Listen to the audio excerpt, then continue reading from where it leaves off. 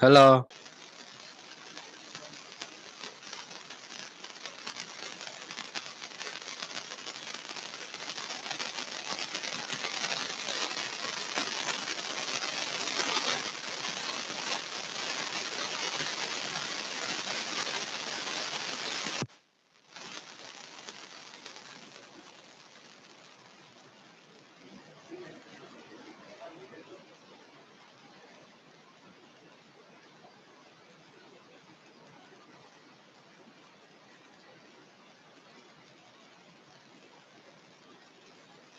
Sir, can you hear from?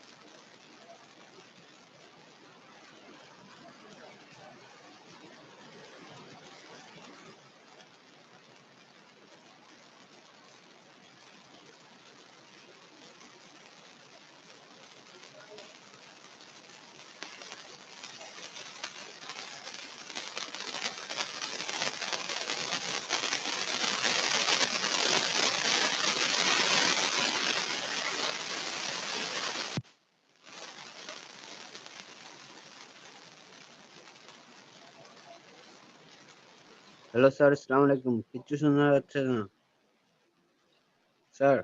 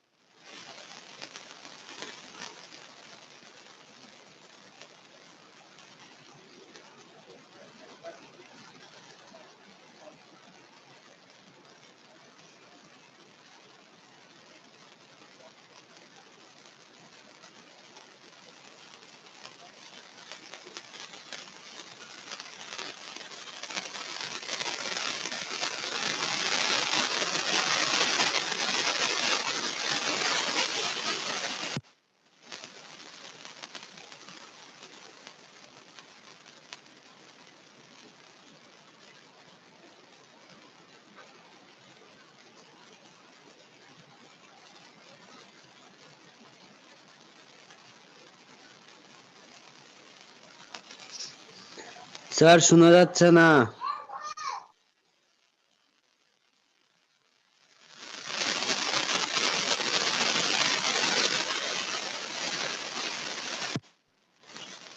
ও ভাই, ঠিক করে দাও না।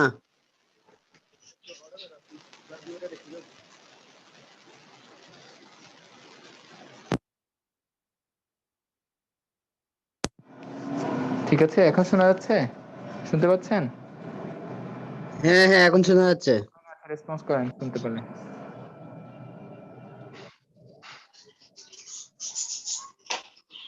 আচ্ছা চলো। Thank you sir. ঠিক আছে, লিখেছেন? জি স্যার জি স্যার। জি স্যার শোনা যাচ্ছে। তাহলে আমরা যদি কাউকে প্রেসার হাইপারটেনশন ডায়াগনোস করতে চাই তাহলে কি করতে হবে? পরপর 3 দিন মাপতে হবে। 3 দিন মাপতে হবে। কিভাবে মাপতে হবে? মাপার আধা ঘন্টা আগে সে কোনো এক্সারসাইজ করতে পারবে না, কোনো দৌড়াদৌড়ি, কোনো ঠান্ডা মাথায় বসে থাকতে হবে। 15 মিনিটের মধ্যে সে কোনো চা কফি কোনো কিছু খেতে পারবে না। ঠিক আছে, সে কোনো টেনশন অ্যাংজাইটির মধ্যে থাকবে না। Calm and quiet. বিশেষ করে সবচেয়ে আইডিয়াল হলো সকালবেলা মাপা। ঘুম থেকে উঠলো একটু পরে আপনি মাপলেন। 3 দিন পর পর যদি বেশি পান তখন হাইপারটেনশন আমরা ডায়াগনোসিস করতে পারবো। ঠিক আছে, এখন জি সেটা তো যার হাইপারটেনশন ডায়াগনোস কেস, সে হাইপারটেনশনের রোগী, তাকে আমরা ডায়াগনোস করে ফেললাম। তার ক্ষেত্রে সে ওষুধ খেয়েছে, তার কমেছে কিনা সেটা দেখার জন্য। আপনি যে নতুন ডায়াগনোসিস করবেন, তার প্রেসার আছে কিনা আপনি জানেন না, সেক্ষেত্রে পরপর 3 দিন মাপতে হবে, সকালবেলা বিশেষ করে। কতগুলো স্যার খালি পেটেই তো মাপতে হবে না? প্রিকশনটা লেখেন, এটা গুরুত্বপূর্ণ। মাপবেন যে যেগুলো বললাম আর কি কি সতর্কতা অবলম্বন করতে হবে। প্রিকশন ডিউরিং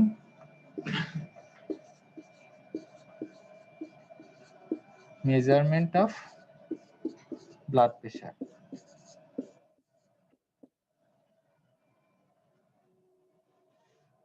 কি কি সতর্কতা অবলম্বন করবেন? তাহলে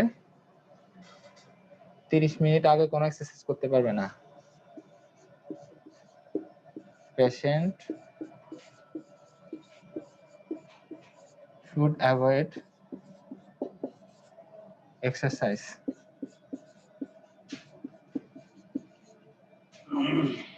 30 minutes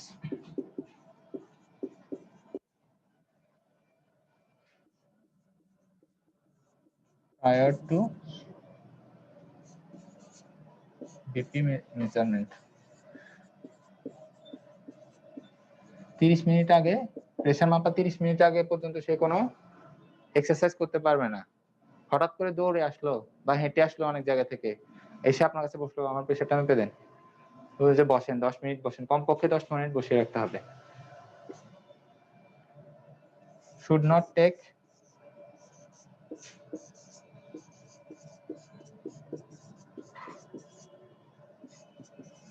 টি, কফি, চা কফি এগুলো খেতে পারবে না at least 15 minutes before, at least, sorry।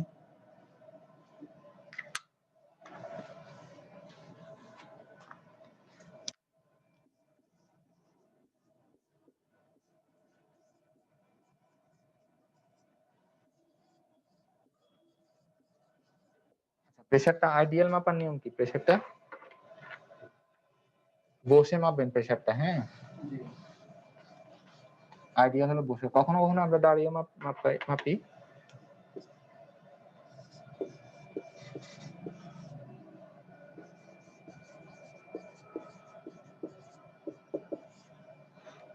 Sitting পজিশনে মাপতে হবে অবশ্যই। শুড মেজার অবশ্যই মাপা উচিত ইন সিটিং পজিশন। জি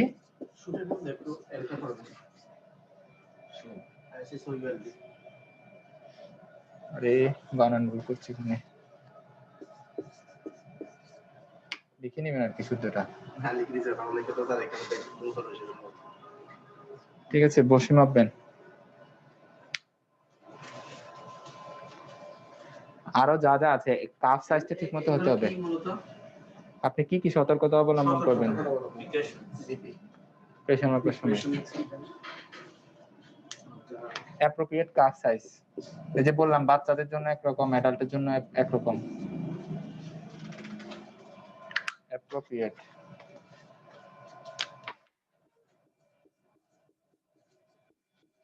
মেশিনটা ভালো হতে হবে, ঠিক আছে। দেখবেন যে মেশিনটা নষ্ট, প্রেসার অনেক বাড়তি, আসলে মেশিন নষ্ট। মেশিনটার নাম কি? ডিজিটাল। ডিজিটালটা খুব বেশি হয় না, অ্যাপ্রোপ্রিয়েট হয় না, কারেক্ট হয় না। হ্যাঁ, ডিজিটালটা সবসময় এটাই মাপবেন, অ্যানালগ যেটা ডিজিটাল মাপা দরকার।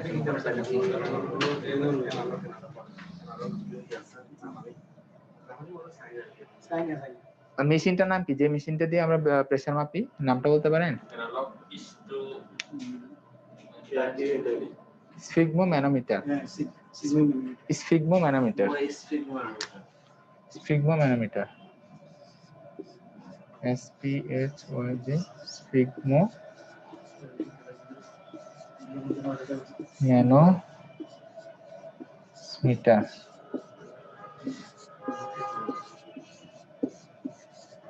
অবশ্যই আপনার ভ্যালিড হতে হবে, ভালো হতে হবে। হ্যাঁ, প্রেসারের মেশিনটা অবশ্যই ভালো হতে হবে।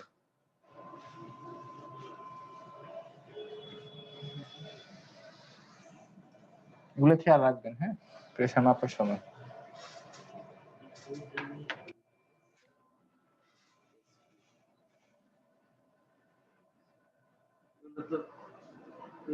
তাজে পাওয়া যাবে না? হ্যাঁ, তার সার্টিফিকেট পাওয়া যাবে। তাজে পাওয়া যাবে না? জি। অনেক আছে সার্জিক্যাল। প্রাইস বিভিন্ন ধরনের আছে, 1200, 1500, আরো দামি আছে। 1500 টাকা থেকে উপরে। 1500 টাকা 2200 টাকা আছে। হ্যাঁ হ্যাঁ। 2200 টাকা ভালো। মিনিমাম 1500 টাকা। আচ্ছা, এখন আমরা গ্রেডিং বলি। হাইপারটেনশন তাহলে আমরা কখন বলবো? সিস্টোলিক যদি 140 এর বাড়তি হয় আর ডায়াস্টোলিক 90 বেশি হয়। এখন আমরা কতগুলো গ্রেডিং করব। Grading, grade 1 2 3। Grading of hypertension.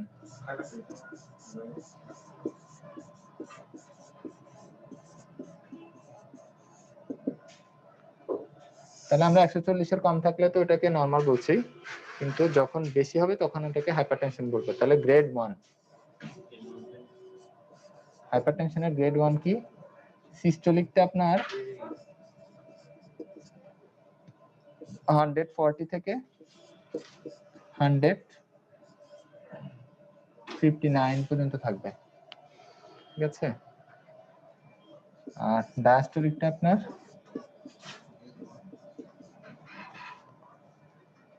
90 থেকে 99 এর মধ্যে থাকবে। ডিই গ্রেড, গ্রেড 1, ঠিক আছে? গ্রেড 2, গ্রেড 2 কখন বলবো? সিস্টোলিকটা 160 থেকে 179 এর মধ্যে থাকবে, আর ডায়াস্টোলিকটা 100 to 109 মধ্যে থাকবে।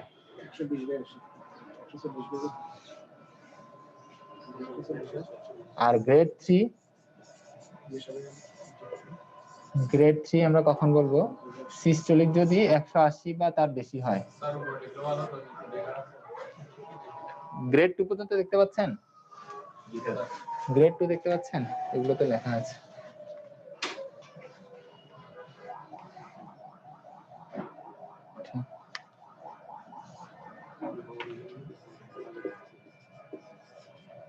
গ্রেড 3 হলো সিস্টোলিকটা আপনার 180 এর বেশি, আর ডায়াস্টোলিকটা 110 বা তার বেশি।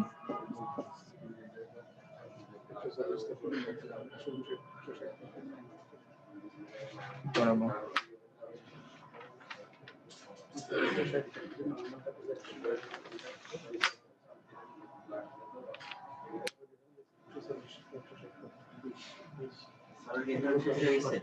না, শেষ হয়নি।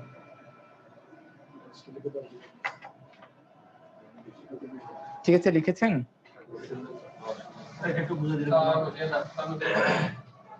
এটা গ্রেড আর কি, গ্রেড 1 2 3 মানে গ্রেডিং করছি। হাইপারটেনশন তো বেশি, কিন্তু কত হলে আমরা কোন গ্রেডে বলবো? গ্রেড 1 ধরেন, এটা গ্রেড অনুযায়ী ওষুধ না, ঠিক তার মানে তার হাইপারটেনশনটা কি মাইল্ড না মডারেট না সিভিয়ার সেটা বোঝার জন্য আমরা, ঠিক আছে? মানে এটা যখন 159 বাই 140 থাকে তখন এটা গ্রেড 1 ধরবো আমরা, এরকম? হ্যাঁ, এর মধ্যে থাকলে গ্রেড 1। 3 পার হয়ে যায় তাহলে কি অবস্থা? অজ্ঞান হয়ে যাবে? হ্যাঁ, অজ্ঞান হতে পারে, মরে যেতে পারে, নাও যেতে পারে, বাঁচতে পারে। মরে না, পড়ে যাবে। হ্যাঁ, পরে যেতে পারে। হ্যাঁ, ওটা আসবো আমরা, হাইপারটেনসিভ ইমার্জেন্সি আসবো, ওটা পরে আছে। হ্যাঁ, হতে পারে আবার কিছু নাও হতে পারে। অনেকে দেখবেন যে প্রেশার মাপে 200, সে ভালো দিক দিয়ে হাঁটছে, বিশেষ করে যারা একটু ওল্ড এজ তাদের ক্ষেত্রে।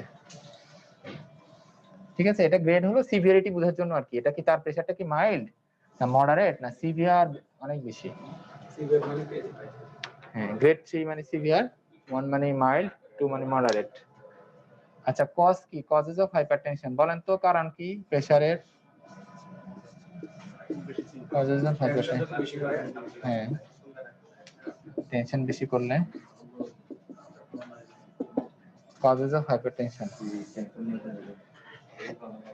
ধরেন এ বি দুইটা গ্রুপ করি আমরা, কোনো জানা যায়নি, বেশিরভাগ ক্ষেত্রে এটাকে বলে এসেনশিয়াল হাইপারটেনশন। এসেনশিয়াল হাইপারটেনশন মানে কারণ জানা যায়নি। কথা বলছেন কেন? কোন সমস্যা হচ্ছে বুঝতে সমস্যা হলে আমাকে বলেন।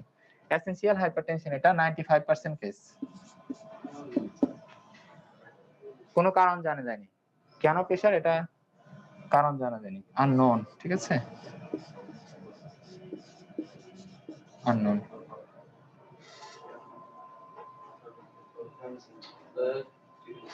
এটাকে আমরা প্রাইমারি হাইপারটেনশন বলতে পারি, এসেনশিয়াল হাইপারটেনশন অথবা প্রাইমারি হাইপারটেনশন।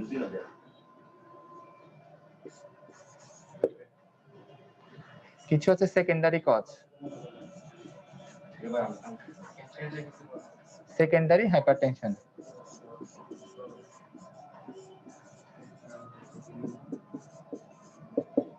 এটা অনেক কারণে হতে পারে, কারণগুলো লিখে রাখেন। অ্যালকোহল, অবিসিটি, মোটা মানুষ প্রেশার একটু বেশি হতে পারে। প্রেগন্যান্সিতে হরমোনাল চেঞ্জের কারণে প্রেশারটা একটু বেড়ে যেতে পারে। জি,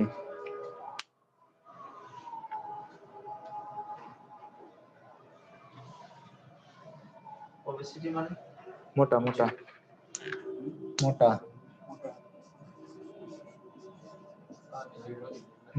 বলা যায় কি, বলার জন্য বলা। বিএমআই জানেন না? বিএমআই বডি মাস ইনডেক্স, সেটা যখন 30-এর বেশি চলে যায় তখন আমরা ওবেসিটি বলি। যারা ওবেস তাদের ক্ষেত্রে হাইপারটেনশন হতে পারে 30-এর বেশি হয়ে গেলে। হ্যাঁ, মানুষের হাইট অনুযায়ী যেটা ওয়েট মাপে, এটা কিভাবে মাপা হয়? এটা হাইট বিএমআই না, এটা বিএমআই বডি মাস ইনডেক্স, এটা বিএমআই আমাদের যে এটা একটা সূত্র আছে। জি যেটা ওজন weight in kg divided by height in metre square, height in metre, এটার স্কয়ার করতে হবে। ঠিক আছে, যা হবে এটাই বিএমআই। হ্যাঁ, pregnancy। আচ্ছা, ওইটা তো আজকে বিএমআই আমাদের পড়া না, এটা বলা বিএমএটা কি বলে? নিচেটা হাইট ইন মিটার স্কয়ার। জি, ওটা মানে আপনাদের আলাদা টপিকস আছে সম্ভবত, হয়ে গেছে নাকি হবে?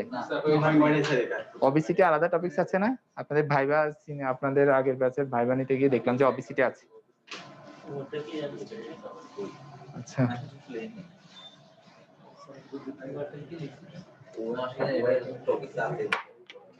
রেনাল কজ, কিডনি সমস্যার কারণে প্রেসার বাড়তি হতে পারে।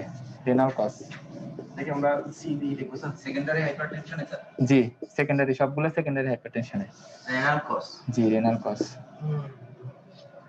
যেমন আপনার গ্লোমেরুলোনেফ্রাইটিস,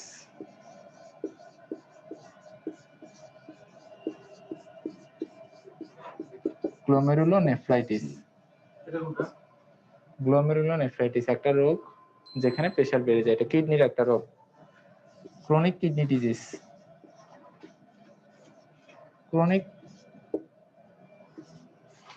কিডনি ডিজিজ বলা যায়, কিন্তু আপনার মানে এটা একটা সাথে লিংক আর কি। প্রেসারের কারণে ক্রনিক কিডনি ডিজিজ হয়, আবার ক্রনিক কিডনি ডিজিজের কারণে প্রেসার হয়। ক্রনিক কিডনি ডিজিজ সিকেডি বলে। অনেকে দেখবেন যে বলে যে কিডনির সমস্যা, হ্যাঁ কিডনির সমস্যা, ডায়ালাইসিস করছে, হ্যাঁ, তার মানে বুঝবেন যে ক্রনিক কিডনি ডিজিজ।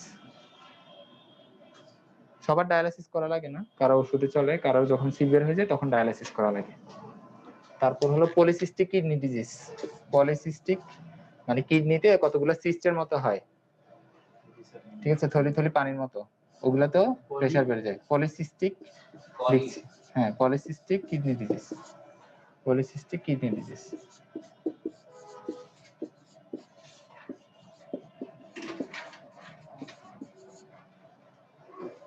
নামগুলা জেনে রাখেন আর কি।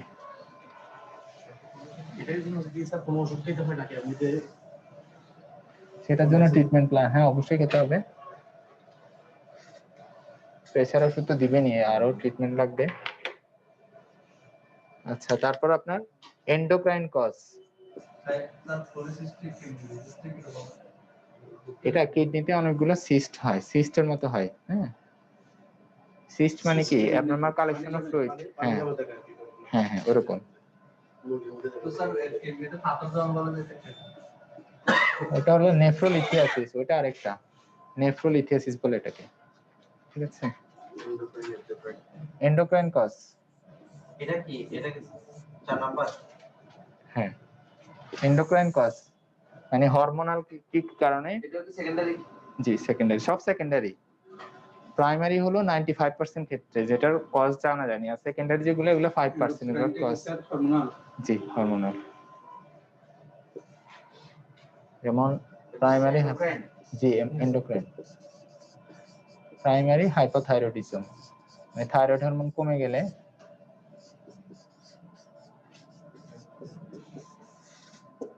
Primary hypothyroidism. আবার থাইরয়েড হরমোন বেড়ে গেলেও প্রেসার হতে পারে, থাইরোটক্সিকোসিস। থাইরোটক্সিকোসিস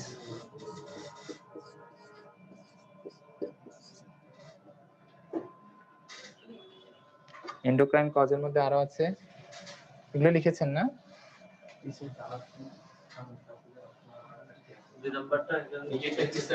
থাইরোটক্সিকোসিস, জি থাইরোটক্সিকোসিস। ফিওক্রোমোসাইটোমা, ফিওক্রোমোসাইটোমা, জি এন্ডোক্রাইন কজের মধ্যে ফিওক্রোমোসাইটোমা। কুশিং সিনড্রোম,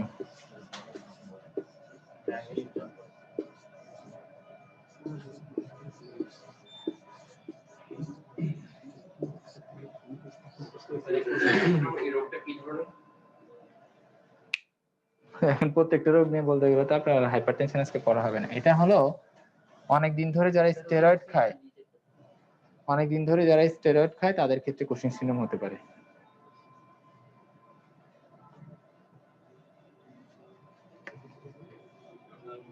স্টেরয়েড দেখবেন যে গ্রামে গঞ্জে ইচ্ছা মতো ইউজ করে, ব্যথার মহা ঔষধ। সাবধান, অনেকদিন ধরে স্টেরয়েড দেওয়ার আগে অবশ্যই সাবধান থাকতে হবে, তো অনেক সাইড ইফেক্ট, ঠিক আছে। এগুলো মনে রাখেন। কিছু ড্রাগস এর কারণে হতে পারে, কিছু ড্রাগস এর কারণে হতে পারে। ড্রাগস এটা হলো oral contraceptive pill, OCP, oral pill, corticosteroid, corticosteroid,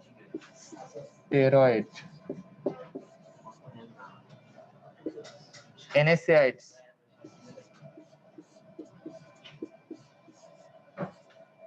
এনএসএআইডস ও করতে পারে হাইপারটেনশন।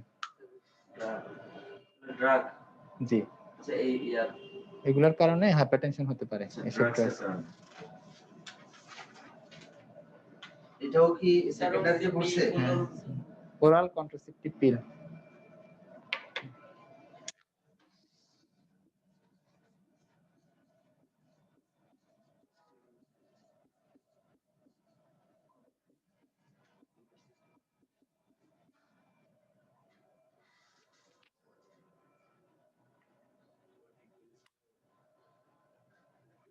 এই হলো মোটামুটি আপনার কজগুলোর মধ্যে। এখন আমরা কি কি ইনভেস্টিগেশন করব? এটা কন্ট্রাসেপটিভ। জি জি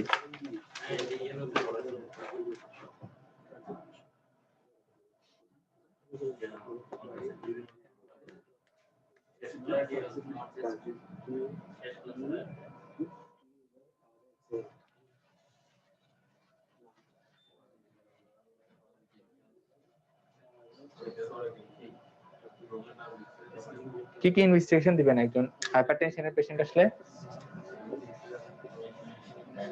আচ্ছা, সাইন সিম্পটম কি? হাইপারটেনশনের সাইন সিম্পটম কি থাকবে? সাধারণত অ্যাসিম্পটোমেটিক থাকে। রোগী সাধারণত অ্যাসিম্পটোমেটিক, কোনো সিম্পটম নেই। তবে যখন হাইপারটেনসিভ ইমার্জেন্সি হয়ে যায় বা হাইপারটেনসিভ এনকেফালোপ্যাথি হয় তখন কিছু সাইন সিম্পটম থাকতে পারে, সেগুলো আমরা যখন আসবো তখন বলবো। বেশিরভাগ ক্ষেত্রে অ্যাসিম্পটোমেটিক। ইনভেস্টিগেশন কি দিবেন বলেন? ইনভেস্টিগেশন আপনারা তো ইনভেস্টিগেশন লিখতে পারেন, বলেন কি কি দিবেন? কয়েকটা ইনভেস্টিগেশনের নাম বলেন, কয়েকটা ইনভেস্টিগেশনের নাম বলেন। হাইপারটেনশনের পেশেন্ট কি দিব? পরীক্ষা, হ্যাঁ পরীক্ষা, পরীক্ষা নিরীক্ষা।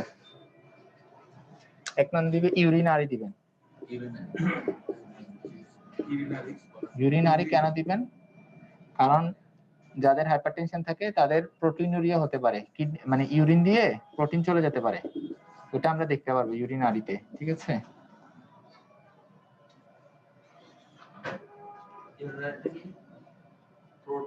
প্রোটিনুরিয়া থাকতে পারে যাদের হাইপারটেনশন আছে, কারণ হাইপারটেনশন আমাদের অনেকগুলো অর্গানে ড্যামেজ করে। তার মধ্যে একটা হলো কিডনি। কিডনিতে যখন ড্যামেজ করবে তখন কিডনি দিয়ে প্রোটিন গুলা চলে যাবে। আমাদের বডিতে যে প্রোটিন আছে সেই প্রোটিন গুলা, বিশেষ করে অ্যালবুমিন, সেগুলো চলে যায় এই প্রস্রাবের সাথে। Routine examination, routine examination, urine আরি, রুটিন এক্সামিনেশন, রুটিন এক্সামিনেশন।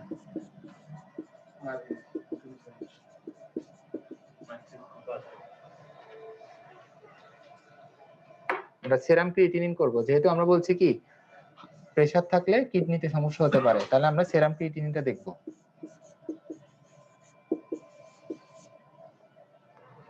সাথে সেরাম ইলেকট্রোলাইটটাও দেখব, কারণ কিডনিতে সমস্যা হলে ইলেকট্রোলাইট গুলো আমার অ্যাবনরমাল হয়ে যাবে। সেরাম ইলেকট্রোলাইটস দেখব, ঠিক আছে? একটা ইসিজি করতে পারি না আমরা? ইসিজি, ইসিজি করব। ইলেকট্রোকার্ডিওগ্রাম,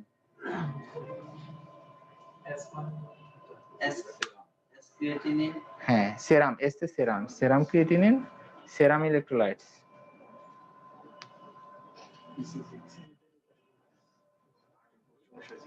এটা কি হার্টের সমস্যার জন্য ইসিজি? হ্যাঁ, কারণ প্রেসার থাকলে হার্টে সমস্যা হবে।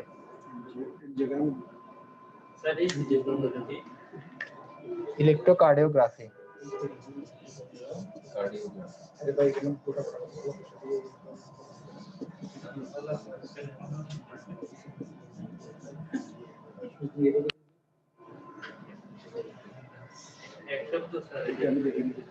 জি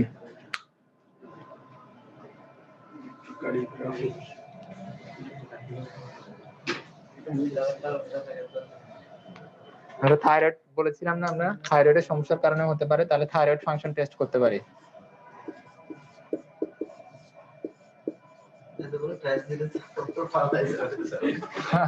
এগুলো আসলে আপনারা দিবেন না, তাও বলছে আর কি। থাইরয়েড ফাংশন টেস্ট এটা যার যেটা মনে হচ্ছে তাকে সেই অনুযায়ী দিব আর কি। লিপিড প্রোফাইলটাও আমরা দিতে পারি।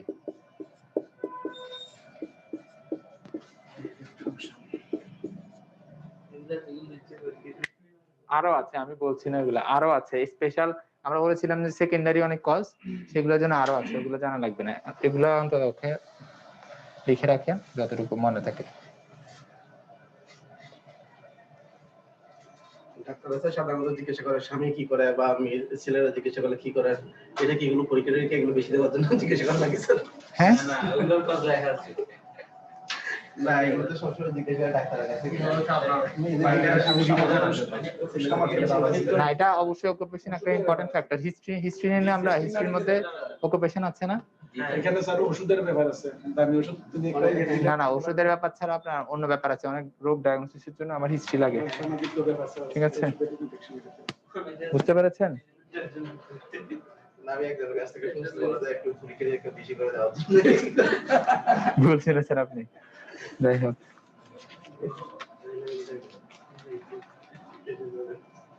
আচ্ছা ট্রিটমেন্ট কি দিবেন, ট্রিটমেন্ট আগে আমরা বলে ফেলি।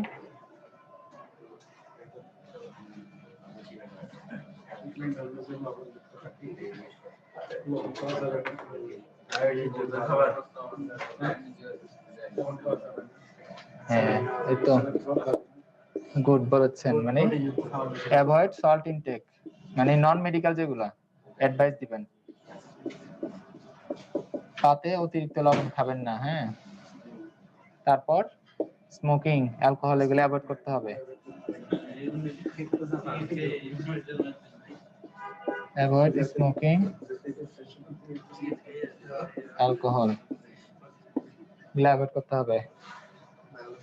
তারপর ওয়েট রিডাকশন করতে হবে, যারা ওবেস তাদের ক্ষেত্রে ওয়েট রিডাকশন করতে হবে, কারণ ওবেসিটি একটা কজ হাইপারটেনশনের।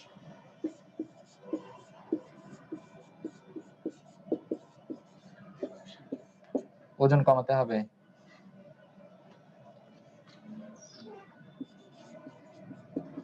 অ্যালকোহল, তারপর নাম্বারটা রিডাকশন ওয়েট, ওয়েট কমাবে। Reduction wait.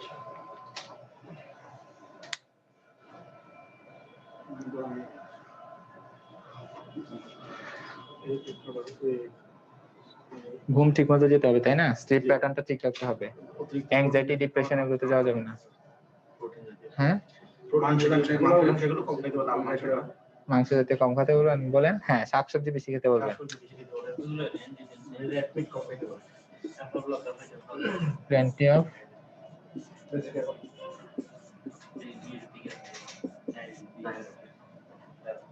ফ্রুটস এগুলো খেতে বলবেন আর কি। এগুলো হলো। আর মেডিকেল ট্রিটমেন্ট আমরা কি দিতে পারি?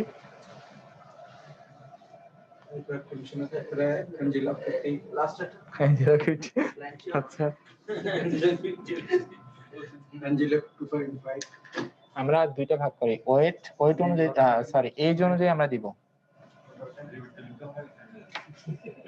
এজ খেয়াল করেন, এজ লেস দেন 55 ইয়ার্স, 55 বছরের কম হলে একরকম দিব, 55 বছরের বেশি হলে আরেক রকম দিব। 55 ইয়ার্স হলে আমরা ফার্স্ট স্টেপ 1 এ কি দিব? এ দিব। এ কি বলছি, 55 এর বেশি হলে ফার্স্ট স্টেপে আমরা সি দিব। ঠিক আছে, তাও কন্ট্রোল হচ্ছে না। ধরেন 55 বছরের কম, এ দিলেন, কন্ট্রোল হচ্ছে না। এ মানে হলো এআরবি অথবা ACE inhibitor, angiotensin receptor blocker অথবা ACE inhibitor, angiotensin converting enzyme inhibitor. মানে বলছি, এটা লিখে দিচ্ছি নিচে, দাঁড়ান। হচ্ছে না, এটা স্টেপ 1। ধরেন স্টেপ 1 শুধু এ দিবেন, সি দিবেন, হচ্ছে না। স্টেপ 2 তে যাব আমরা। স্টেপ 2 তে কি করব? দুইটার কম্বিনেশন দিব, এ প্লাস সি। স্টেপ 2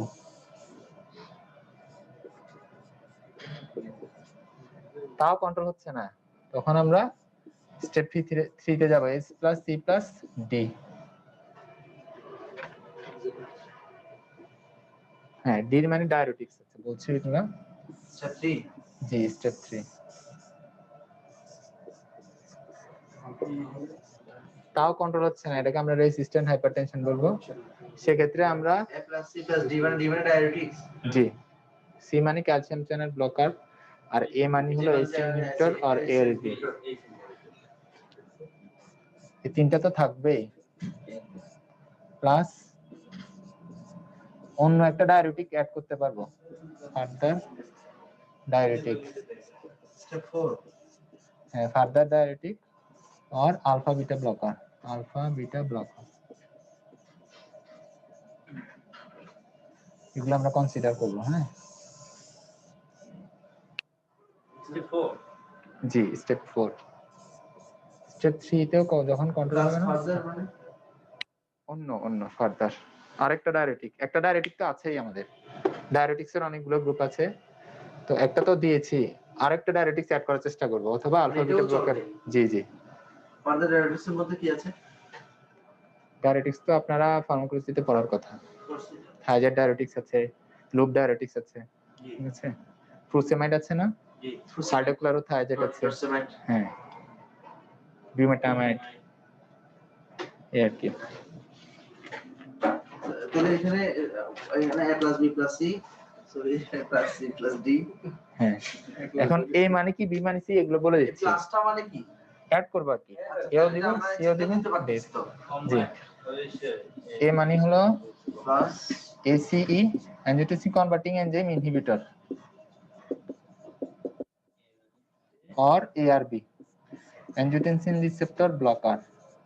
নাম বলেন তো কয়েকটা, ফার্মাকোলজিতে পড়ে এসেছে। ACE ইনহিবিটর নাম বলেন। এইচ না ACE বলতে হবে এটাকে, ACE ইনহিবিটর এসি ইনহিবিটর, হ্যাঁ বলেন, নাম বলেন। এসি ইনহিবিটর, ফার্মাকোলজিতে পড়েছেন, বলেন দেখি। এসি ইনহিবিটর হচ্ছে আবার এই যে আপনি বলেন তো ACE ইনহিবিটর কে বলতে পারবেন? ক্যাপটোপ্রিল, র্যামিপ্রিল, ইসোনোপ্রিল, ঠিক আছে, ক্যাপটোপ্রিল, র্যামিপ্রিল, হ্যাঁ। আর এআরবির নাম এই যে বলছিলেন জিলা কি কি বলছিলেন, লোসার্টান, ভালসার্টান, অলমিসার্টান, ঠিক আছে, মালসারটেন, হ্যাঁ। এআরবি হলো সেগুলো এআরবি মানে আচ্ছা এআরবি অ্যাঞ্জিওটেনসিন রিসেপ্টর ব্লকার, এগুলো তো ফার্মাকোলজিতে পড়ার কথা আপনাদের। আচ্ছা, আর সিপি হলো ক্যালসিয়াম চ্যানেল ব্লকার, নাম বলেন তো কয়েকটা। ক্যালসিয়াম চ্যানেল ব্লকার তো অনেকগুলো, হ্যাঁ বলেন। ডিলডিজিম, বার্ডেনার, ভেরাপামিল, হ্যাঁ আর এমলোডোপিন, নিফিডিপিন, পিলোডোপিন। হ্যাঁ গুড। কোনটা কার্ডিও সিলেক্টিভ, কোনটা ভেসাল সিলেক্টিভ বলতে পারবেন? জি কার্ডিও সিলেক্টিভ কোনটা, ভেসাল দেখে দেখে বলছেন নাকি? না না স্যার, কার্ডিও সিলেক্টিভ কোনটা দেখে দেখে বললেও ভালো, তাও মুখস্থ হয়ে যাবে, না স্যার, কিন্তু সমস্যা নাই, দেখে দেখে বললেও ভালো। কার্ডিও সিলেক্টিভ কোনটা, কোনটা নন কার্ডিও সিলেক্টিভ? কার্ডিও সিলেক্টিভ মানে ওটা হার্টের, আমরা তো কার্ডিও পড়ি না, আমরা তো একটা সিলেক্টিভ আর নট সিলেক্টিভ করছি। হ্যাঁ কার্ডিও সিলেক্টিভ, একটা হলো নন সিলেক্টিভ। আচ্ছা, কার্ডিও সিলেক্টিভ আর একটা হলো ভেসাল সিলেক্টিভ। কার্ডিও সিলেক্টিভ হলো ভেরাপামিল, ডিলটিয়াজিম, ঠিক আছে, ওটা হার্টের উপর বেশি কাজ করে, হার্ট রেট কমায়, ফোর্স অফ কন্ট্রাকশন কমায়, ওভাবে ব্লাড প্রেশার কমায়। আর আপনার ভেসাল সিলেক্টিভ ওটা ব্লাড ভেসেলসে কাজ করে, মানে রক্তনালীতে কাজ করে, এটা হলো ওই যে অ্যামলোডিপিন, নিফেডিপিন এগুলো। আচ্ছা, এসি ডি মানে তো ডায়াবেটিক্স, ঠিক আছে, ডায়াবেটিক্স বুঝতে পেরেছেন? স্যার এসিই কি যেন বলছিলেন? Angiotensin converting enzyme. এখন এগুলোর মেকানিজম পড়াতে তো আবার ফার্মাকোলজিতে চলে যেতে হবে আমাকে, তাহলে মেডিসিন আরো। স্যার একটু করেন না, এটা তো আমাদের এসি ইনহিবিটর, এসি ইনহিবিটর হলো আপনার আমাদের অ্যানজিওটেনসিনোজেন, লিভার থেকে একটা প্রোটিনের মতো আসে, সেটা কি হয়, সেটা অ্যানজিওটেনসিনোজেন থেকে অ্যানজিওটেনসিন 1 হয় রেনিনের মাধ্যমে, কিডনিতে গিয়ে রেনিনের মাধ্যমে অ্যানজিওটেনসিন, লিখলে ভালো হবে। এগুলো লিখেছেন? জি স্যার। এটা একটু বুঝেন তাহলে।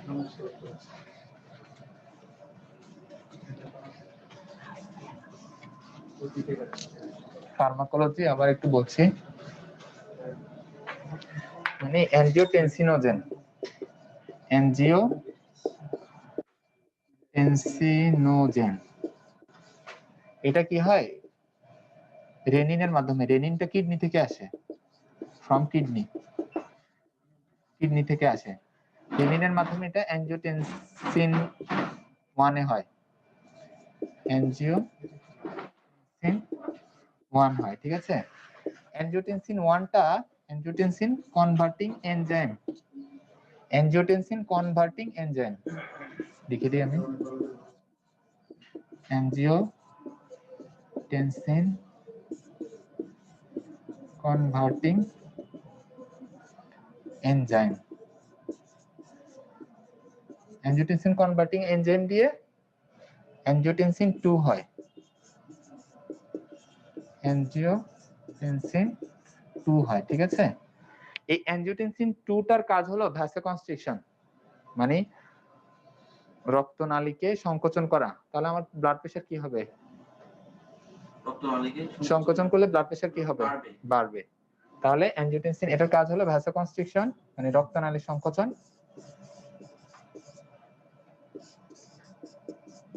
এটা আরেকটা কাজ করে, হেল্প অ্যালডোস্টেরন টু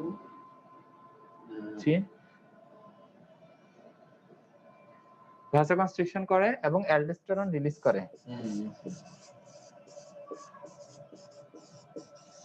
অ্যালডোস্টেরনটা কি করে? সোডিয়াম এবং ওয়াটার রিটেনশন করে। তাহলে আমার ব্লাড প্রেশারটা বাড়বে না? রিঅ্যাবজর্ব করব। হ্যাঁ, রিঅ্যাবজর্ব করবে, রিটেনশন করবে, ধরে রাখবে সোডিয়াম এবং সাথে ওয়াটারও রাখবে। তাহলে ব্লাড প্রেশারটা বেড়ে যাচ্ছে। তাহলে আমি যদি এটাকে ইনহিবিট করি, এটাকে যদি আমি কাজ করতে না দিই, তাহলে আমার অ্যানজিওটেনসিন 2 টা হবে? হবে না। না হলে আমার ভ্যাসোকনস্ট্রিকশন আর অ্যালডোস্টেরন রিলিজ হবে না। তাহলে আমার কি হবে? ব্লাড প্রেশারটা একটু কমবে। ভ্যাসোকনস্ট্রিকশন তো হতে পারছে না, তাহলে ভ্যাসোডাইলেশন হবে, ব্লাড প্রেশারটা কমবে। অ্যালডোস্টেরন না থাকলে সোডিয়াম ওয়াটার ধরে রাখবে না, ব্লাড প্রেশারটা কমবে। বুঝতে পেরেছেন? জি জি, এগুলো আছে ইনহিবিটর না? হ্যাঁ, ক্যাপটোপ্রিল, রামিপ্রিল, জি জি, ইসোনোফিল। ইসোনোফিল না না, লিসোনোফিল, ক্যাপটোপ্রিল, রামিপ্রিল, হ্যাঁ, একটা দুটো মনে রাখলেই হবে। জি, অ্যানালিপ্রিল। বুঝতে পেরেছেন? আপনারা কোনো রেসপন্স নেই কেন? বুঝেননি? এটা একটা সাইড এফেক্ট। অ্যানজিওটেনসিনোজেন, এটা একটা মেকানিজম। সাইড এফেক্ট কথা বলছিল। হ্যাঁ, ড্রাই কফ হয়, এটা বলছেন। ধরে রাখি, পটাশিয়াম ধরে রাখি। পটাশিয়াম ধরে রাখে, আচ্ছা। পটাশিয়াম ধরে রাখবে তো কিভাবে? আচ্ছা, ওটা সাইড এফেক্ট, ঠিক আছে। অ্যানজিওটেনসিনোজেন, সেটা রেনিনের মাধ্যমে অ্যানজিওটেনসিন 1 হয়, ঠিক আছে? রেনিনটা আসে কিডনি থেকে। এই অ্যানজিওটেনসিন 1টা অ্যানজিওটেনসিন কনভার্টিং এনজাইম, এই এনজাইমের মাধ্যমে অ্যানজিওটেনসিন 2 তে কনভার্ট হয়। আর অ্যানজিওটেনসিন 2 এর কাজ হলো ভ্যাসোকনস্ট্রিকশন করা এবং অ্যালডোস্টেরন রিলিজ করা, মানে অ্যাড্রেনাল কর্টেক্স থেকে অ্যালডোস্টেরন রিলিজ করা।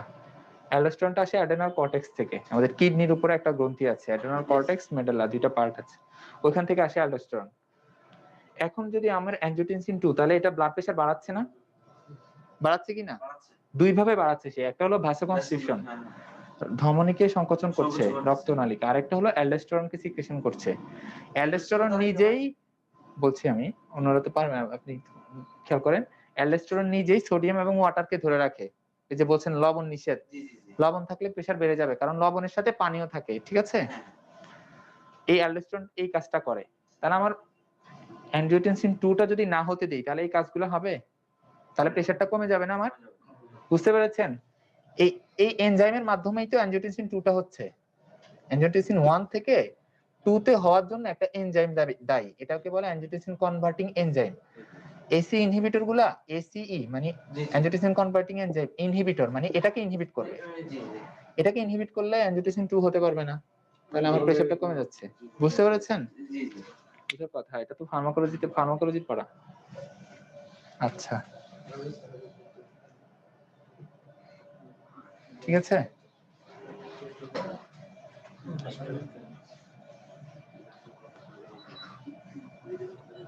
এসি ইনহিবিটর এই হলো মোটামুটি।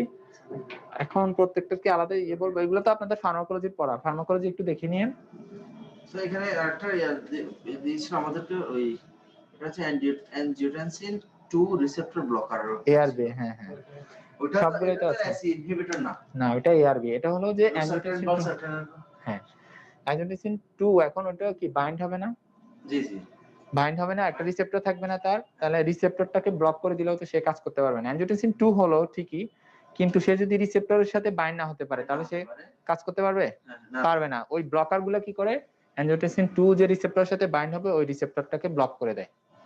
দুইটা ফাংশন ভিন্ন, একটা হলো এনজাইমেই বাধা দেয় যাতে অ্যানজিওটেনসিন 2 না হতে দেয়, ঠিক আছে? আরেকটা হলো অ্যানজিওটেনসিন 2 হয়ে গেল, কিন্তু সে যাতে রিসেপ্টরের সাথে বাইন্ড হতে না পারে, সে ব্যবস্থা করে। তাহলে এআরবি দুটার কাজই তো কাছাকাছি। কাছাকাছি, জি ইনহিবিট করে দিলে তো আরেকজন যাচ্ছে না। জি জি। এই এসি ইনহিবিটর এগুলো সাইড ইফেক্ট কি একটু বলি, সাইড ইফেক্ট গুলো এগুলো ফার্মাকোলজি পড়া, তারপরে আপনার পটাশিয়াম ধরে রাখি। জি, তাহলে হাইপারক্যালেমিয়া হবে। হাইপারক্যালামিয়া হয়, ড্রাই কফ হয়। হ্যাঁ, দেখে কে বলছে, হ্যাঁ ঠিক আছে, মনে রাখার জন্য। ড্রাই কাফ হয়, ঠিক আছে, সবচেয়ে বেশি হয় ড্রাই কাফ হয়, ড্রাই কাফ হয়। আর হলো হাইপারক্যালেমিয়া হয়, হাইপারক্যালেমিয়া হয়। আর এটা ফিটোটক্সিক, প্রেগন্যান্সিতে দেওয়া যাবে না, মানে বাচ্চা, ফিটাল মানে বাচ্চা না, ফিটাস, ফিটোটক্সিক মানে বাচ্চার ক্ষতি করে, বাচ্চার কিডনির সমস্যা করে। এসি ইনহিবিটর এগুলো হলো এসিই ইনহিবিটর, অ্যানজিওটেনসিন কনভার্টিং এনজাইম। এই ক্ষেত্রে তো স্যার বেশিরভাগ ক্ষেত্রে ওই অ্যানজিওটেনসিন 2 রিসেপ্টর ব্লকার ওইটাই তো ব্যবহার করলে ভালো হয়, যেতে গেলে অনেকগুলো সাইড এফেক্ট আছে। হ্যাঁ, যখন যাদের ক্ষেত্রে ইউজ করতে পারবো না, তাদের ক্ষেত্রে আমরা অন্য চিন্তা করব, এআরবি চিন্তা করব, ঠিক আছে? এটা হলো সাইড ইফেক্ট, এগুলো আপনারা ফার্মাকোলজিতে পড়ে আছেন, আরো সাইড ইফেক্ট আছে আমি কম করে বললাম। এখন কখন দিতে পারবো না, AC inhibitor contra indication, contra indication কখন দিতে পারবো না স্যার এগুলো লেখো, প্রেগন্যান্সিতে দেওয়া যাবে। লেখেন। হ্যাঁ, প্রেগন্যান্সিতে দেওয়া যাবে না, একটা গুড, প্রেগন্যান্সিতে দেওয়া যাবে না। ইয়েস, প্রেগন্যান্সিতে দেওয়া যাবে না। আরেকটা হলো রেনাল আর্টারি স্টেনোসিস হলে দেওয়া যাবে না,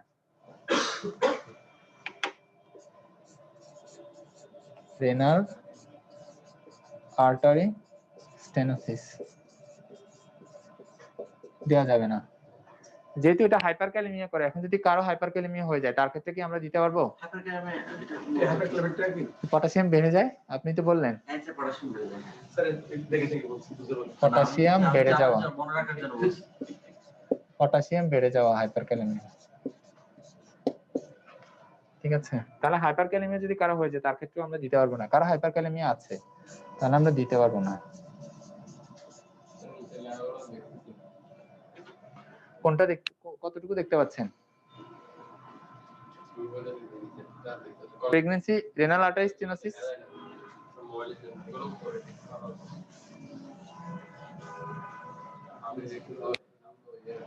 ঠিক আছে, এগুলো লিখেছেন তো না সাইড ইফেক্ট গুলো? আচ্ছা,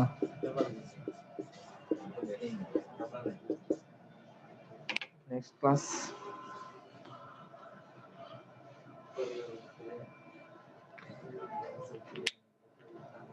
আজান দিচ্ছে না যে, আজান শোনা যাচ্ছে না কেন আজকে? আমাদের আমাদের সেই বলতে ফার্মাকোলজি। হ্যাঁ, ফার্মাকোলজি আপনাদেরকে আবার বলতে হচ্ছে। না, এগুলো কিন্তু আমাদের ফার্মাকোলজি ক্লাসে আছে, এগুলো লিখে দেওয়া হয়েছিল। হ্যাঁ হ্যাঁ, তাহলে বলা লাগবে না, না ঠিক আছে। ফার্মাকোলজি ক্লাস আবার করা যাবে। তাহলে ঠিক আছে, তাহলে তো বলা লাগবে না, যেহেতু ফার্মাকোলজির পড়া আপনারা পারবেন আশা করি। এখন আসেন হাইপারটেনসিভ ইমার্জেন্সি। ডাইরেক্ট ভেসোডাইলেশনের একটা ওষুধের কথা আছে, এটা কেউ যদি বলতে পারে। ডাইরেক্ট ভেসোডাইলেশন, হাইড্রোলাজিন, জি, হাইড্রোলাজিন alpha methyl sodium Nitro nitroprusside, নাইট্রোসাইড। ওইটা আসলে খুব বেশি ইউজ করা হয় না, ওগুলো খুব বেশি ইউজ করা হয় না হাইড্রোলাজিন গুলো। আচ্ছা, প্রেগন্যান্সিতে যাদের ক্ষেত্রে আমরা দিতে পারি না তাদের ক্ষেত্রে ইউজ করি, তাও হাইড্রোলাজিন ইউজ করে না, আলফা মিথেল ডোপা গুলো ইউজ করে। আলফা মিথেল, জি, প্রেগন্যান্সিতে ইউজ করে। আচ্ছা, তাহলে আমরা হাইপারটেনসিভ ইমার্জেন্সি,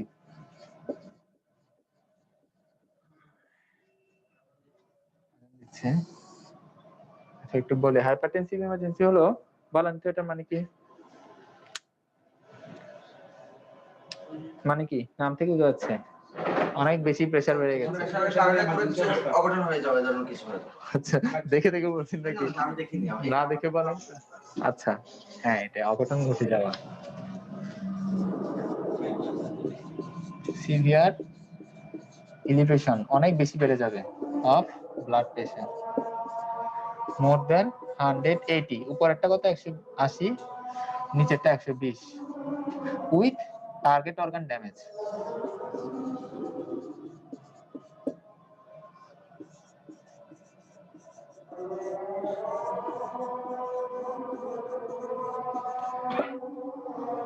এতটুকুই থাকুক তাহলে।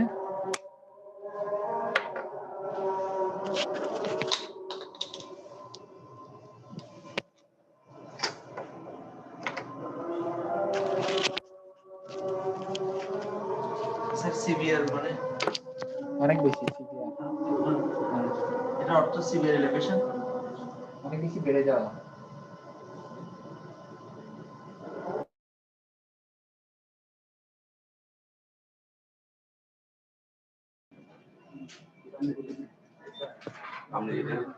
আমি লিডারশিপ দিছি, কি আপনারা হাতে দিতে হবে এটা স্যার কাকে একটা দেন না? স্যার আমাদের আচ্ছা, পরে পরে, ঠিক আছে।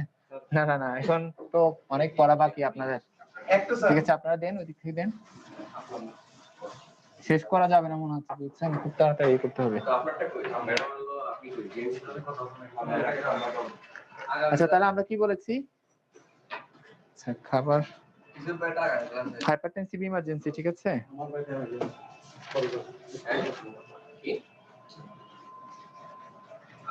হাইপারটেনসিভ ইমার্জেন্সি কি তাহলে?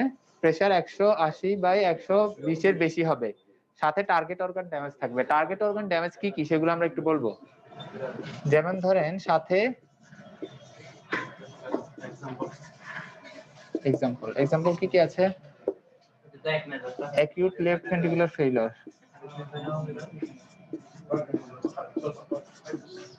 মানে হার্ট ফেলিওর হয়ে গেল সাথে।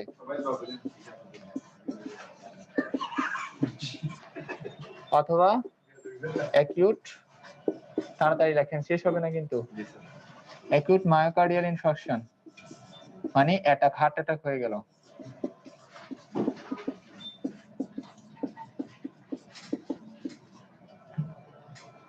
অথবা আপনার ইন্ট্রাসেরেব্রাল হেমোরেজ হয়ে যেতে পারে।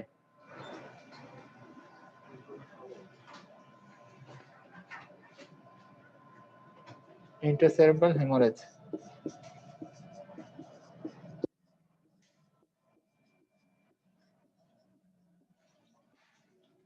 মানে ব্রেনের মধ্যে রক্তক্ষরণ হয়ে যেতে পারে এত প্রেসার বেশির কারণে। আচ্ছা, এই ক্ষেত্রে আপনারা কি করবেন? এই ক্ষেত্রে আমরা কিন্তু হঠাৎ করে ব্লাড প্রেসার কমাতে পারবো না, একটা জিনিস মাথায় রাখবেন। হাইপারটেনসিভ ইমার্জেন্সির উদাহরণ কয়েকটা। ইমার্জেন্সি আমরা বলেছিলাম যে একটা টার্গেট অর্গান ড্যামেজ হয়ে যাবে, প্রেসার অনেক বেশি থাকবে, প্লাস কোনো একটা অর্গান, আমাদের কোনো একটা অঙ্গে ক্ষতি হবে, ক্ষতি সাধন হবে।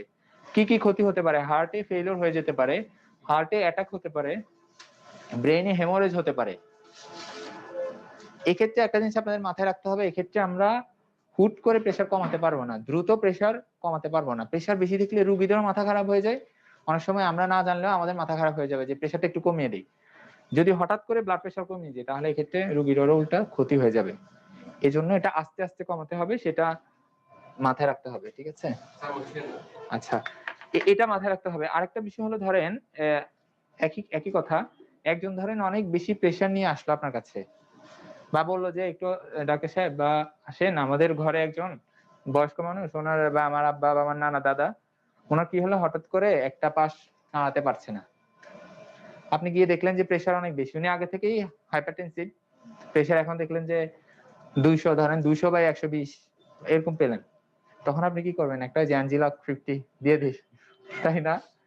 তখন প্রেসারের ওষুধ দেওয়া যাবে না, এটা মনে রাখবেন। মানে হাইপারটেনশনের সাথে যখন আপনি কোনো জিনিস পাবেন, সাথে কোনো অ্যাসোসিয়েটেড কোনো কিছু পাবেন, সেক্ষেত্রে খুব সতর্ক থাকবেন। যেমন ধরেন স্ট্রোক বললাম, এক্সরে অবশ্যই যেমন মানে কি স্ট্রোক হওয়া, স্ট্রোকে আমরা প্রেসার কমানোর অনেক গাইডলাইন আছে, হঠাৎ করে কমানো যাবে না। যে বাবা, এই ক্ষেত্রে তাদেরকে বুঝিয়ে দিতে হবে যে এক্ষেত্রে প্রেসার কমালে রোগীর ক্ষতি হবে, সো হুট করে প্রেসার কমানো যাবে না, ঠিক আছে? এটা মাথায় রাখবেন, যাতে এটা রেফার করতে না। না, অনেকে এরকম আসে, অনেকে গ্রামের দিকে আপনার যায় না, ডাক্তার মানে হসপিটাল যাবে না, ঠিক আছে? সেক্ষেত্রে আপনি মানে প্রেসার বাড়তি সাথে যদি কোনো ফিচার পান, আপনার মনে হচ্ছে রোগীটা খারাপ, সেক্ষেত্রে কোনো ড্রাগস দিবেন না, এটা মাথায় রাখবেন। আমি রোগীর উপকার করতে না পারি, অন্তত ক্ষতি যাতে না করি, ঠিক আছে? এটা মাথায় রাখলেই হবে, অতটুকু মাথায় রাখলে হবে। এখন ধরেন কারো অনেকদিন ধরে প্রেসার আছে, কন্ট্রোলে নেই, রোগীকে আপনার কাউন্সিলিং করতে হবে না। রোগীরা প্রেসার ওষুধ কি করে, বলে যে স্যার খারাপ লাগলে খাই, না হলে খাই না। এরকম অনেকে বলে না, মানে ইরেগুলার ইনটেক, মানে মাঝে মাঝে খায়, মাঝে মাঝে খায় না। সেক্ষেত্রে আপনি তাকে বুঝিয়ে দিতে হবে। হ্যাঁ হ্যাঁ হ্যাঁ, করা আছে তো। সাউন্ড পাচ্ছেন অনলাইনে যারা আছেন? ওনা তো রেসপন্স করছে না। পাচ্ছি স্যার। হ্যাঁ, হ্যালো। যে আপনি যদি প্রেসারের ওষুধ যেগুলো না খান, তাহলে আপনার অনেক জায়গায় ক্ষতি হবে। কি কি ক্ষতি হবে আমরা লিখছি। অনেকদিন ধরে জি, অবশ্যই প্রতিদিন খেতে হবে, অবশ্যই প্রতিদিন। যে প্রেসার ওষুধ ডাক্তারের পরামর্শ ছাড়া বন্ধ করা যাবে না। কিরে ভাই, প্রেসারের ওষুধ ডাক্তারের পরামর্শ ছাড়া কখনোই বন্ধ করা যাবে না।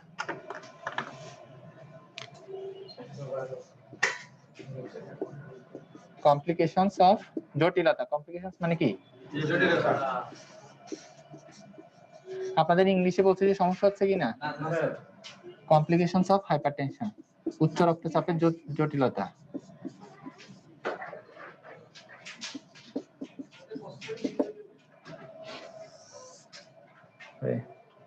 ব্লাড ভেসেলসে কি হবে?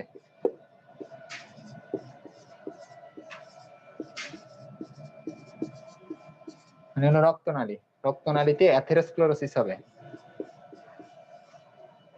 অ্যাথেরোস্ক্লেরোসিস,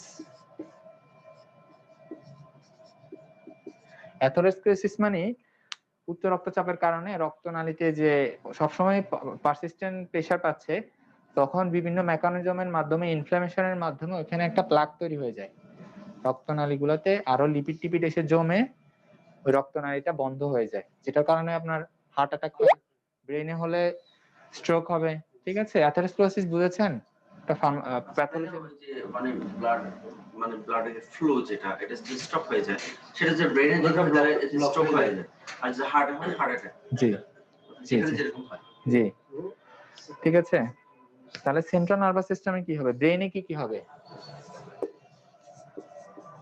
সেন্ট্রাল নার্ভাস সিস্টেম মানে হলো ব্রেন এবং স্পাইনাল কর্ড।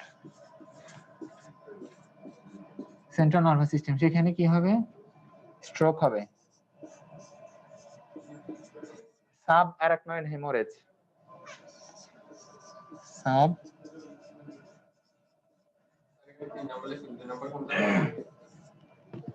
সরি 2 নম্বর,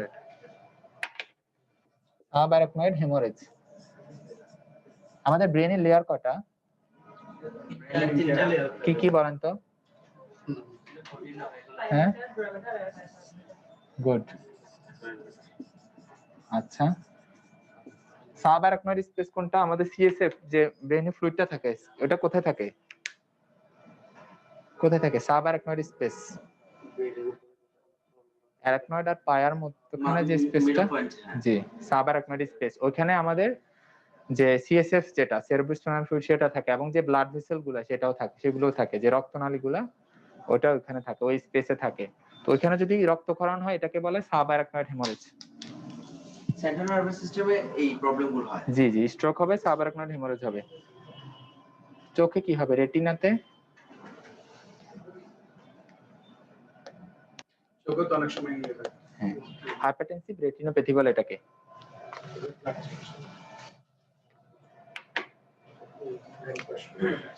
রেটিনা, চোখের যে রেটিনা আছে সেখানে কি হবে? Hypertensive retinopathy.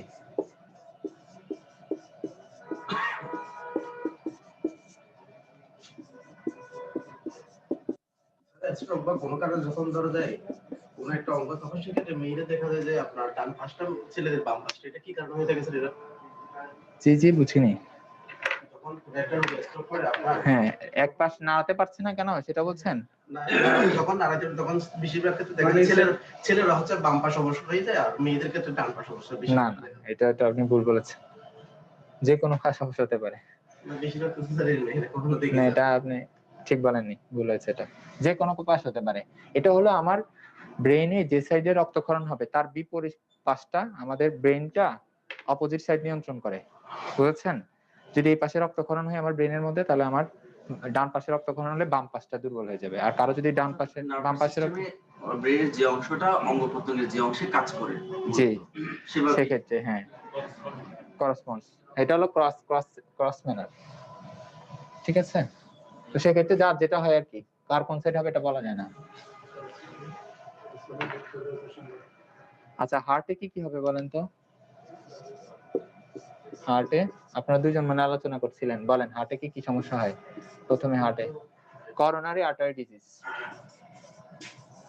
এটা রেটিনোপ্যাথিটা মানে রেটিনাতে একটা প্যাথোলজি আর কি। চোখের যে রেটিনা আছে, চোখের মধ্যে যে রেটিনা আছে, চোখের চলে আসে। আসতে পারে, এটা অনেক ধরনের সমস্যা হতে পারে।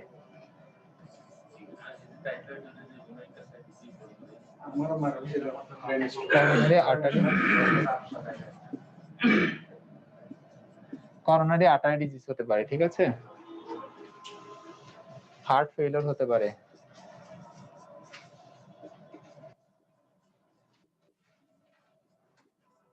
এগুলো হতে পারে হার্টে। কিডনিতে কি হতে পারে? কিডনিতে ক্রনিক কিডনি ডিজিজ হয়ে যেতে পারে, সিকেডি হতে পারে।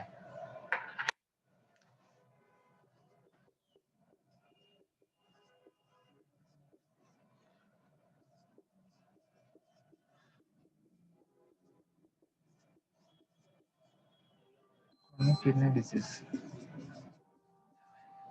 নেক্সট সিকেডি সবগুলো আজকে মার্কার সমস্যা হচ্ছে যেটা নিয়ে এটাই সমস্যা হচ্ছে বলবেন যে ভালো মার্ক ঠিক আছে এটা হলো আমাদের মোটামুটি হাইপারটেনশন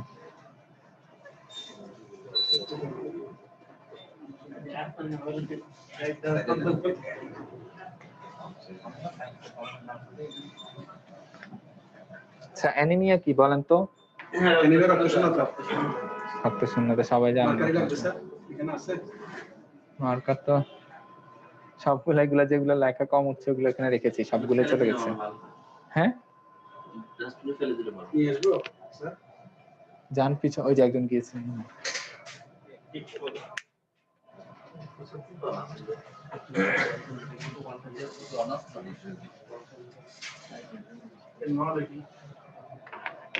কিডনিতে কি হয় chronic kidney disease chronic kidney disease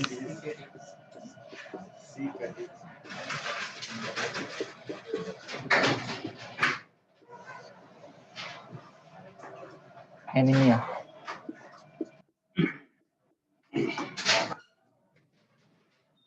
it is a condition hypertension কিন্তু বলেছি একটু করে বলবো শেষে পর বলবো it is a condition এগুলো সব ডাস্টবিন ফেলে when অকেজ হয়ে গেছে hemoglobin concentration in blood is below normal. Normal হচ্ছে কমে গেলে হিমোগ্লোবিন রক্তে এটাকেই বলে কি অ্যানিমিয়া আচ্ছা অ্যানিমিয়া কোথায় দেখতে বলেন তো চোখে গত ক্লাসে দেখেন চোখের নিচে না উপরে নিচে চোখের নিচে নিচে উপরে উপরে উপরেটা শিওর শিওর আপনার স্যার উপরে শিওর নিচে নিচে অ্যানিমিয়া উপরে শিওর আপনি ডিহাইড্রেশনটা নিচে আচ্ছা আপনারা কি করছেন না কোন একটা পক্ষ নেন অ্যানিমিয়া নিচে জন্ডিস উপরে ঠিক আছে রক্তশূন্যতা আমরা জিহ্বায় দেখবো স্কিনে দেখবো মানে ডিহাইড্রেশন যেটা আর কি অ্যানিমিয়া কয়েক জায়গায় দেখা যায় টাঙেও অ্যানিমিয়া দেখা যায় তারপর আপনার নেল বেডও দেখা যায় আমরা মূলত দেখি জি কোথায় কোথায় দেখবেন কন্ডিশন হয় haemoglobin concentration in blood below normal যখন রক্তে হিমোগ্লোবিনের পরিমাণ হচ্ছে কমে যাবে সেটাকে অ্যানিমিয়া বলে রক্তশূন্যতা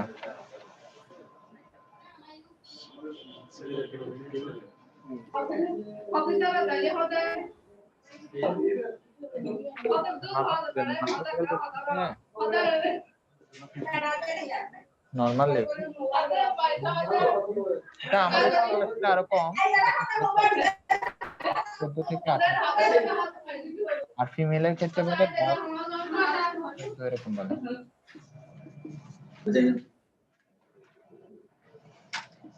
কিন্তু আমাদের দেশে আরেকটু কম বুঝেছেন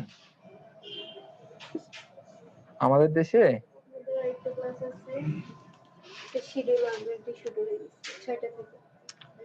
এত বড় টপিক থাকে শেষ করা যায় না আমাদের দেশে আরেকটু কম লেভেলটা এটা বইয়ে বলে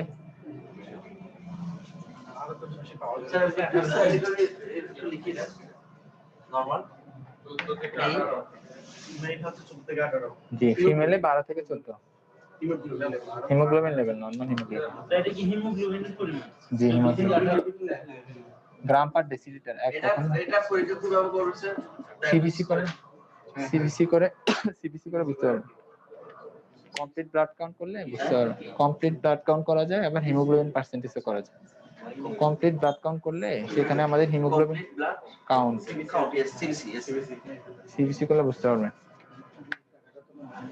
আচ্ছা আমাদের নেক্সট আরেকটা ক্লাস আছে তো তাড়াতাড়ি লিখলে ভালো হবে এই একটা মিনিট সময় দিয়ে নেয় কম্বলের জন্য আফটার ক্লাস। ঠিক আছে, এখন অ্যানিমিয়ার সাইন সিম্পটম কি থাকবে? সাইন সিম্পটম কি হবে বলেন তো?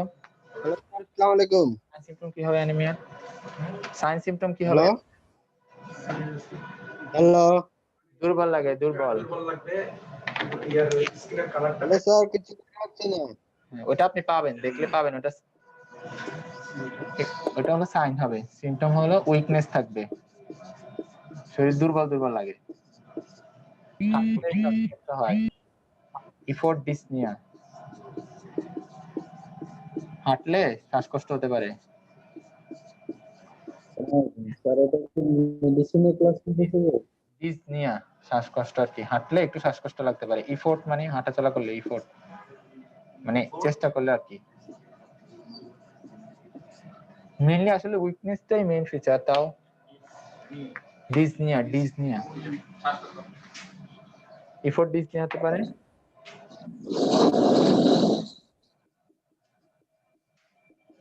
ফ্যাটিক লাগতে পারে, ওই দুর্বলতা আর কি। হাঁটতে পারবে না, হাঁটলে দুর্বল লাগবে, এগুলো থাকবে।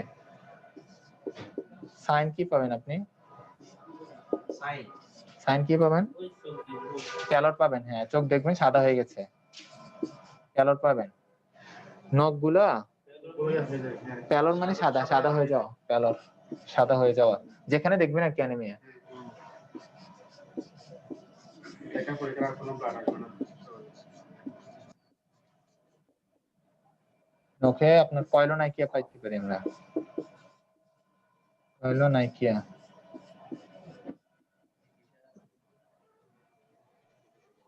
কয়নো কয়লোনাইকিয়া মানে নখটা একটু এর মতো হয়ে যাবে, আপনার চামচের মতো হয়ে যাবে এবং ভঙ্গুর থাকবে, চামচের মতো। আমাদের নখটা কি নরমাল না, একটু ডেবে যাবে আর কি। আচ্ছা, ইয়েস ইয়েস ইয়েস। কয়লোনাইকিয়া বলে এটাকে, কয়লোনাইকিয়া।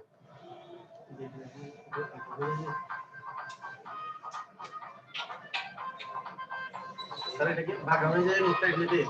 হ্যাঁ, বাঁকা হয়ে ঘুরে যায়? না, চামচের মতো ডেবে যাবে, স্পুন শেপড হয়ে যাবে, স্পুন শেপড মানে চামচের মতো হয়ে যাবে আর কি, ডেবে যাবে। নখটা আমাদের নরমাল না, জি স্যার। একটু ডেবে যাবে নিচের দিকে, চামচের মতো ডেবে যাবে, চামচের মতো হয়ে যাবে নখটা, সহজ কথা বললে। আচ্ছা, গুরুত্বপূর্ণ একটা কথা, কেউ একজন অ্যানিমিয়া নিয়ে আসলো, আপনি কি হিস্ট্রি নেবেন? হ্যাঁ, কি হিস্ট্রি নেবেন? একজন অ্যানিমিয়া নিয়ে আসলে, কি কি হ্যাঁ, ডায়েটারি হিস্ট্রি গুড, খাওয়া দাওয়া ঠিক মতো করে কিনা, আর মানে ডায়রিয়া আছে কিনা? ডায়রিয়া ক্রনিক ডায়রিয়া আছে কিনা, আচ্ছা জিজ্ঞেস করতে পারেন। তার চেয়ে গুরুত্বপূর্ণ মানে তিনটা, ধরেন একজন ইয়াং পুরুষ আসলো, একজন ইয়াং মহিলা আসলো, একটা বাচ্চা আসলো, তিনজনের ক্ষেত্রে তিনটা গুরুত্বপূর্ণ প্রশ্ন করবেন। বলেন বলেন। এটা বলি, এটা কিন্তু জিজ্ঞেস করবেন অবশ্যই, হ্যাঁ। আচ্ছা, একজন ইয়াং মেল আসলো বা ইয়াং বুড়ো আসতে পারে, একজন মেলের ক্ষেত্রে আপনি কি জিজ্ঞেস করবেন?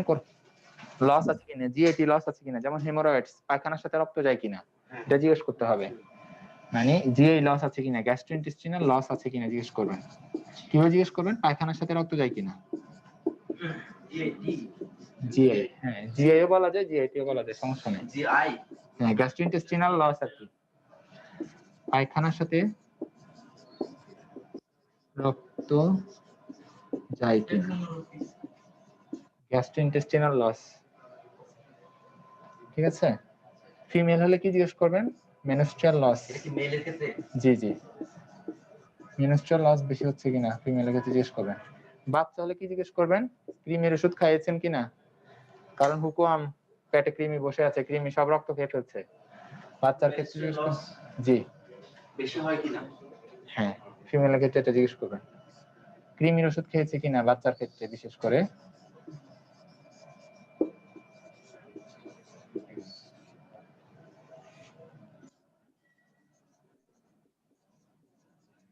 কৃমির ওষুধ খেয়েছে কিনা এগুলো জিজ্ঞেস করবেন।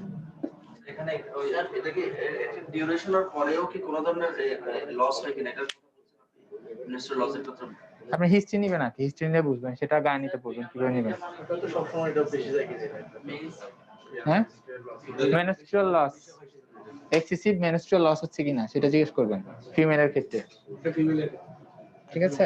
বাচ্চার ক্ষেত্রে বাচ্চাকে ক্রিমের ওষুধ খেয়েছে কিনা, বাচ্চা ক্রিমের ওষুধ খেয়েছে কিনা, ঠিক আছে? এগুলা গুরুত্বপূর্ণ প্রশ্ন জিজ্ঞেস করতে হবে।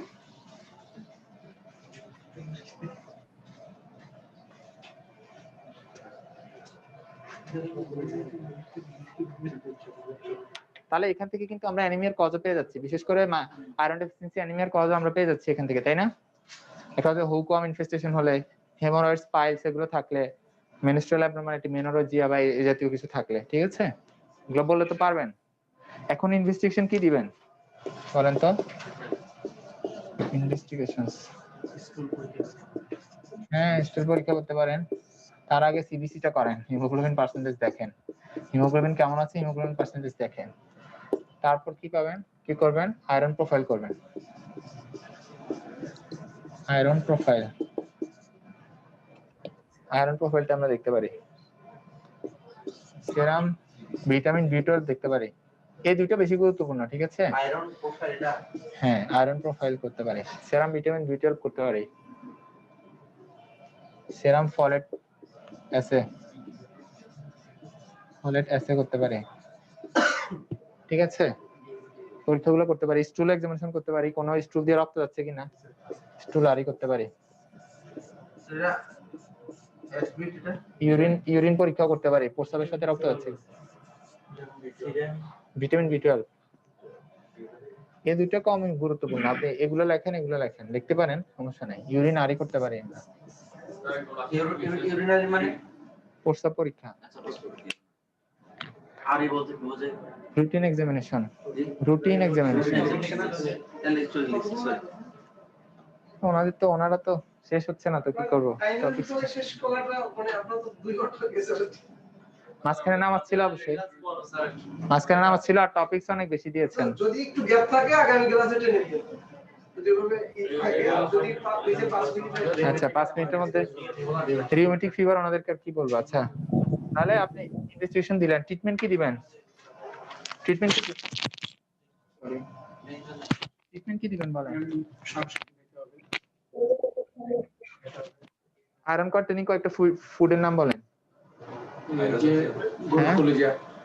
আর গরুর গোশত বলেন না, কলিজা বলছেন নাকি? আচ্ছা বলেন সহজ কথা, যেসব সবজি কাটলে, হ্যাঁ কচু শাক, যেসব মানে কাটলে, যেসব সবজি বা যেসব ইয়ে কাটলে আপনার বটিতে কি দাগ হয়ে যায়, কালো কালো হয়ে যায়, সেগুলোতে আয়রন আছে। যেমন পেয়ারা, কচু শাক, ঠিক আছে? কলাতে আছে আয়রন। তারপর গোশতে প্রচুর পরিমাণে আয়রন আছে, গরু গোশত বিশেষ করে। তাহলে এগুলো বলবেন যাতে খায় বেশি করে। অ্যাডভাইস, ডায়েটারি অ্যাডভাইস ঠিক মতো দিবেন।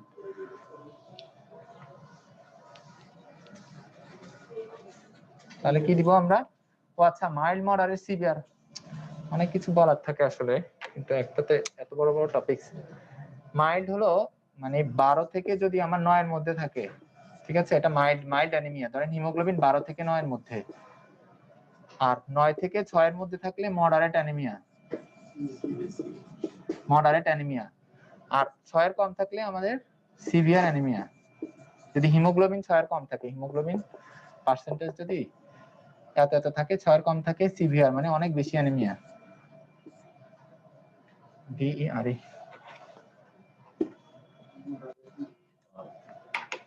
সিভিয়ার অ্যানিমিয়া, ঠিক আছে? তো কি করবেন? মাইল্ড মডারেটে আমরা সাধারণত আয়রন থেরাপি দিতে পারি, ফেরাস সালফেট আয়রন থেরাপি দিতে পারি। আর যদি সিভিয়ার হয় সেক্ষেত্রে আমরা ব্লাড ট্রান্সফিউশন দিতে পারি। হ্যাঁ রক্ত দিতে হবে, 6 এর কমে গেলে রক্ত দিতে হবে। এই টেস্টগুলো তো জি নিজে লিখেও যদি ইয়েতে যাই করে দিবেন। হ্যাঁ, ল্যাবে করতে চাইলে আপনি কি করতে পারেন, যে আমি সিবিসি করব, সিবিসি করে দিবে আপনাকে সিবিসি। আচ্ছা তাহলে এই দুটো ক্ষেত্রে আমরা আয়রন থেরাপি দিব। কি কি? ফেরাস সালফেট দিতে পারি আমরা, হ্যাঁ জি ওষুধ ওরাল, ওরাল, হ্যাঁ আয়রন থেরাপি 3 থেকে 6 মাসের জন্য দিতে পারি। আর সিভিয়ার হলে আমরা ব্লাড দিতে হবে, ঠিক আছে? আয়রন থেরাপিটা কি? ফেরাস সালফেট আয়রন দিব আর কি, ওরাল আয়রন থেরাপি, আয়রনের ওষুধ, আয়রনের ওষুধ 3 থেকে 6 মাস। আচ্ছা রিউমেটিক ফিভার আপনাদের আসলে রিউমেটিক ফিভার মানে বাত জ্বর, এটা এখন খুব বেশি হয় না, এবং আপনাদের জন্য আমার মনে হয় না খুব বেশি গুরুত্বপূর্ণ। তাহলে এটা অন্য সময় বলে দিব নাকি এখন সংক্ষেপে বলে দিব? না অন্য সময় বলতে আছে আজকে ওদের বিষয়টা ভাবতে হবে। ঠিক আছে। স্যার আয়রন ট্যাবলেটের মধ্যে মানে একটু পুরো জেনারিক নাম যদি বলতে পারেন। হ্যাঁ, জেনেরিক ফেরাস ট্যাবলেট, এফসিআই এটা brand name ferrous sulphate. Ferrous sulphate ও বলে তখন লিখে দেন স্যার তখন হিস্ট্রির মধ্যে FeS4 আচ্ছা হ্যাঁ। আপনারা জানতে চান আসলে, বুঝছেন? যেমন হাইপারটেনশন নিয়ে বলতে ফেরাস সালফেট 3 টাইমস দিনে 3 বার বা 2 বার দেওয়া যায়, 2 to 3 টাইমস। আর একটা কথা বলে দিতে হবে আপনাকে যে আয়রন দিলে একটু কনস্টিপেশন হতে পারে, সেক্ষেত্রে শাকটা খেতে হবে। আয়রন থেরাপি দিলে ওরা আয়রনটা কি করে, কনস্টিপেশন করে। এটা 2 অথবা 3 বার, এটা কি মানে হ্যাঁ। এজ সাপেক্ষে ভেরি করে। হ্যাঁ হ্যাঁ, এর সাথে কি স্যার এটা কয়বার সেটা হবে স্যার 3 3 to 6 মাস। অ্যান্টাসিড কেন দিবেন? আচ্ছা, কনস্টিপেশনের জন্য আগে থেকে দিয়ে দিচ্ছেন, না হলে হ্যাঁ তাহলে দিতে পারেন। তখন 2 বার দিবেন আর কি, যার কনস্টিপেশন হচ্ছে তাকে 2 বার দিলেন। তখন হিস্ট্রির মধ্যে বলছিলেন যে মানে ছোটদের ক্রিমের ওষুধ খাইছে কিনা এটা জিজ্ঞেস হ্যাঁ। স্যার এটা খাওয়ার কারণে অ্যানিমিয়া হয় নাকি না খাওয়ার কারণে? না খাওয়ার কারণে। কৃমি তো সব আপনারা খেতে হবে। FeS4 না? না এটিএসও, হ্যাঁ ফেরাস সালফেট। ঠিক আছে। আপনাদের অ্যানিমিয়া নিয়ে আরো বলা দরকার ছিল, কিন্তু ওই হাইপারটেনশন টপিকগুলো বসে থাকে তো।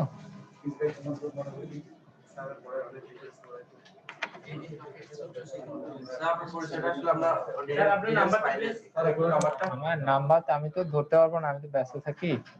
আমার নাম ডাক্তার হারুনুর রশিদ।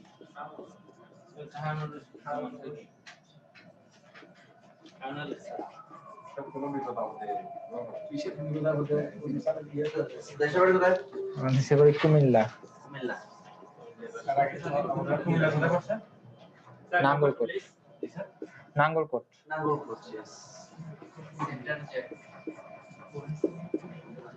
নাম্বারটা জি জি, আমি ইন্টার্ন নেই। হ্যাঁ, নাম্বারটা কল পাবেন না, আমিও পরিচিত নাম্বার বেশিরভাগ ধরি না। আবার স্যার আমরা ফোন করে পরিচয় দিয়ে দিব। মেসেজ করবি স্যার। আর কল রিসিভ করলে না অনেক সময় ডিউটি থাকে, ব্যস্ততা থাকে। স্যার মেসেজ হোয়াটসঅ্যাপে ঠিক আছে, মানে পাবেন না, বেশিরভাগ ক্ষেত্রে পাবেন না, তাও নিয়ে রাখেন। টেক্সট করুন। হোয়াটসঅ্যাপে করবেন।